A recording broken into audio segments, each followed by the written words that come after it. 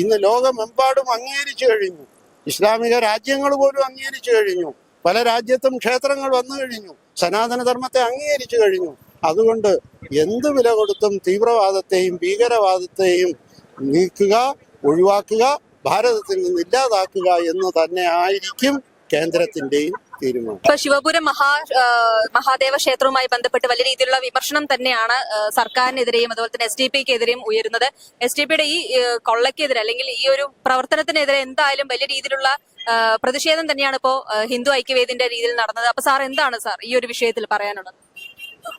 SDP-ഐ ഇത്ര 100 വർഷത്തോളം പഴക്കമുള്ള ഈ ക്ഷേത്രത്തെ തകർക്കണം എന്നുള്ള ഒരൊറ്റ ഉദ്ദേശം കൊണ്ടാണ് SDP-ഐയുടെ നേതാക്കൾ ഈ പരാതി നൽകിയിരിക്കുന്നത്. അപ്പോൾ ഈ സനാതന ധർമ്മത്തെ ഒരിക്കലും, ഹിന്ദു ഒരു മതമല്ല, ധർമ്മമാണ്, സനാതന ധർമ്മമാണ്, വിശാലമായ ധർമ്മമാണ്. അത് മാനവരാശിക്ക് വേണ്ടി നിർമ്മിച്ചിട്ടുള്ളതാണ്. ആ ധർമ്മത്തെ നശിപ്പിച്ച് കൂടുതൽ ഇസ്ലാമിക ഭീകരവാദത്തിലൂടെയും തീവ്രവാദത്തിലൂടെയും ഈ കേരളത്തിന്റെ ശരിയായ അവസ്ഥ മനസ്സിലാക്കാതെ സർക്കാരിന്റെ ഭരണത്തിലുള്ളവരുടെ സഖ്യത്തോടുകൂടി, അവരുടെ ഒത്താശയോടുകൂടി ഇങ്ങനെ ഈ പല സ്ഥലങ്ങളിലും ഇപ്പോൾ ഇവര് ഈ ഭീകരവാദ പ്രക്രിയകൾ നടത്തുന്നു. അപ്പൊ അതിനെതിരെയാണ് ഇന്ന് ഹിന്ദു ഐക്യവേദിയും വിശ്വ ഹിന്ദു പരിഷത്തും ക്ഷേത്ര സംരക്ഷണ സമിതിയും ഭക്തരും ക്ഷേത്ര ഭാരവാഹികളും ചേർന്ന് ഇന്നിവിടെ ഇങ്ങനെ ഒരു ധാരണ സംഘടിപ്പിച്ചത്. ഇനി ഇത് ഇവിടെ അവസാനിച്ചില്ലെങ്കിൽ അത് വീണ്ടും കൂടുതൽ പ്രക്ഷോഭങ്ങളിലേക്ക് വഴിതെളിക്കും. അത് സർക്കാർ മനസ്സിലാക്കണം. അപ്പോൾ ഈ സർക്കാർ സനാതന ധർമ്മത്തെ സമകാലികമായി ചിന്തിച്ചാൽ പല സ്ഥലങ്ങളിലും ഈ സർക്കാരിന്റെ ഒത്താശയോടുകൂടി, അതിന് ഏറ്റവും വലിയ ഉദാഹരണമാണ് ഇപ്പം നടക്കുന്ന ശബരിമല കൊള്ളയും കള്ളവും സ്വർണ്ണക്കടത്തും. അപ്പോൾ അതുപോലെ പല സ്ഥലങ്ങളിലും, ഉദാഹരണം ഇവിടെ നേരത്തെ പലരും സൂചിപ്പിച്ചു, പല സ്ഥലങ്ങളും ക്ഷേത്ര വസ്തുക്കളെ എടുത്ത് പള്ളികളാക്കാനും ഒക്കെ പറയുന്നുണ്ട്. എന്നാൽ ഈ ഇന്ത്യൻ ഭരണഘടന ആർട്ടിക്കിൾ 25-ഉം 9-ഉം ഇത് എല്ലാ ആരാധകർക്കും എല്ലാ ആരാധനാലയങ്ങൾക്കും പ്രൊട്ടക്ഷൻ നൽകണം എന്ന് പറയുന്നതാണ്. അതിനാണ് right to worship and preach and speak എന്ന് പറയുന്നത്. അപ്പോൾ ഇതൊക്കെ നടത്തിയിട്ടും ഇത്തരം ഭരണാധികാരികൾ അല്ലെങ്കിൽ നെയ്യാറ്റിൻകര മുനിസിപ്പൽ സെക്രട്ടറി ഇപ്പോൾ കൗൺസിൽ ഇല്ലാത്ത അവസരത്തിൽ ഇങ്ങനെ ഒരു നടപടി എടുത്തതിന്റെ ഉദ്ദേശം എന്താണെന്ന് മനസ്സിലാകുന്നില്ല. അപ്പൊ അതുകൊണ്ടാണ് ഹൈന്ദവര് സമാധാനമുള്ളവരാണ്, ആദ്യം സമാധാനപരമായ പ്രതിഷേധം അറിയിച്ചത്. മറ്റു കൂടുതൽ എടുത്തുചാട്ടത്തിലേക്ക് നീങ്ങിയില്ല.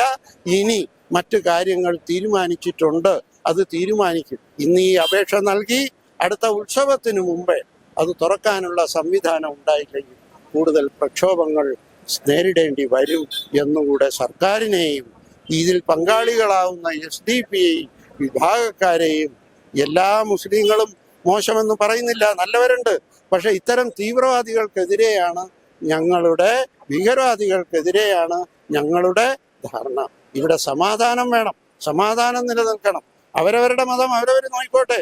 എന്തിനു മറ്റ് ആരാധനാലയങ്ങളെ പൊളിക്കാൻ പാടില്ല, നിയമത്തിലുണ്ട്, പല നിയമങ്ങളിലുണ്ട്. അതിനെ പൂട്ടിടാൻ പാടില്ല. അത് ആരാധനാ സ്വാതന്ത്ര്യം നിഷേധിക്കലാണ്. അതുകൊണ്ട് ഇന്ന് ഇതൊരു ഉദാഹരണമായി ചെറുതായി സംഘടിപ്പിച്ചൊരു ധർണ മാത്രം.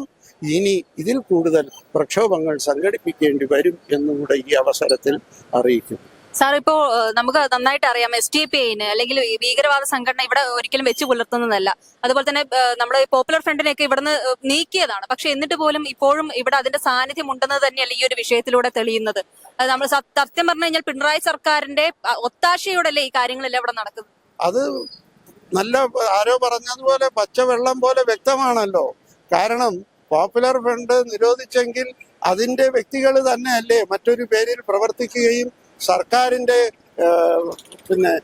സംഘടനകളിൽ വീണ്ടും അംഗങ്ങളാകുകയും ഈ സർക്കാരിന്റെ ഒത്താശയിൽ അവരെ സംഘടിപ്പിച്ച് അവരെ പ്രേരിപ്പിച്ച് അവരുടെ കാര്യങ്ങൾ നേടുന്നതിന് വേണ്ടി ഉള്ള പ്രവർത്തനങ്ങളാണ് ഇപ്പൊ നടക്കുന്നത്. തീർച്ചയായും പോപ്പുലർ ഫ്രണ്ട് നിരോധിച്ചെങ്കിൽ അതിന്റെ ആളുകൾ തന്നെയാണ് ഇത്തരം സംഘടനകളിൽ തീവ്രവാദത്തിനും ഭീകരവാദത്തിനും ലഹളയ്ക്കും ഒക്കെ കൂട്ടുനിൽക്കുന്നത്. ഇവിടെ മാനുഷിക മൂല്യം ഇത്തരം തീവ്രവാദികളും ഭീകരവാദികളും കൽപ്പിക്കുന്നില്ല. അപ്പോൾ ഹൈന്ദവ സംഘടനകളെല്ലാം സമാധാനപരമായി മാനവരാശിയുടെ മൂല്യങ്ങൾ കൽപ്പിക്കുന്നവരാണ്. അപ്പോൾ അതിനെ പാടില്ല. എന്നുള്ളതാണ് ഈ തീവ്രവാദികളുടെ ഇപ്പോഴത്തെ തീരുമാനം. അതുകൊണ്ട് ക്ഷേത്ര ആരാധന അവരവരുടെ വിശ്വാസം അവരവർ രക്ഷിക്കണം. ക്ഷേത്ര ആരാധന തടയാനോ അല്ലെങ്കിൽ താഴിട്ട് പൂട്ടാനോ പാടില്ല. അതിൻ്റെ ശരിയായ വശം പഠിച്ചിട്ട് കളക്ടർക്കും പരാതി കൊടുത്തിട്ടുണ്ട്. ഇന്ന് മുനിസിപ്പാലിറ്റിയെ അറിയിക്കും, പോലീസിനും അറിയിക്കും. അടുത്ത നടപടികൾ തീർച്ചയായും തുടരും. സർക്കാരിൻ്റെ ഒത്താശയോ സർക്കാർ മിഷനറികളുടെ ടൂൾസിൻ്റെ ഒത്താശയോ ഉണ്ട് എന്നുള്ളതിന് തെളിവാണ് ഈ കൗൺസിൽ ഇല്ലാത്ത അവസരത്തിൽ ഈ സെക്രട്ടറിയുടെ തീരുമാനം. നേരത്തെ കേന്ദ്രം നേരിട്ട് ഇടപെട്ടിട്ടായിരുന്നു ഈ ഒരു പോപ്പുലർ ഫ്രണ്ടിനെ നീക്കാൻ വേണ്ടിയിട്ട് അത്രയും പാടുപെട്ടിട്ടാണ് ഇവിടെ നിന്ന് നീക്കിയത്. അപ്പൊ വീണ്ടും ഇങ്ങനെ പൊങ്ങുന്നുണ്ടെങ്കിൽ വീണ്ടും ഒരു കടുത്ത നടപടിക്ക് തന്നെ കേന്ദ്രം ഒരുക്കുന്നത് തന്നെയാണ് പറയാറ്.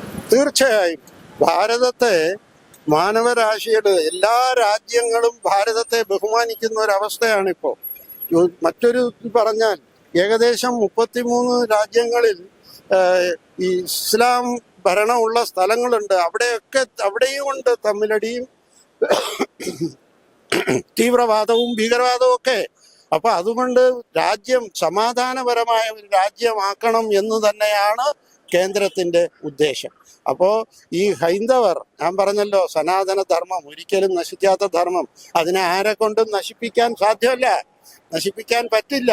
അപ്പൊ അങ്ങനെ വരുമ്പോ ഇന്ന് ലോകമെമ്പാടും അംഗീകരിച്ചു കഴിഞ്ഞു, ഇസ്ലാമിക രാജ്യങ്ങൾ പോലും അംഗീകരിച്ചു കഴിഞ്ഞു, പല രാജ്യത്തും ക്ഷേത്രങ്ങൾ വന്നു കഴിഞ്ഞു, സനാതന ധർമ്മത്തെ അംഗീകരിച്ചു കഴിഞ്ഞു.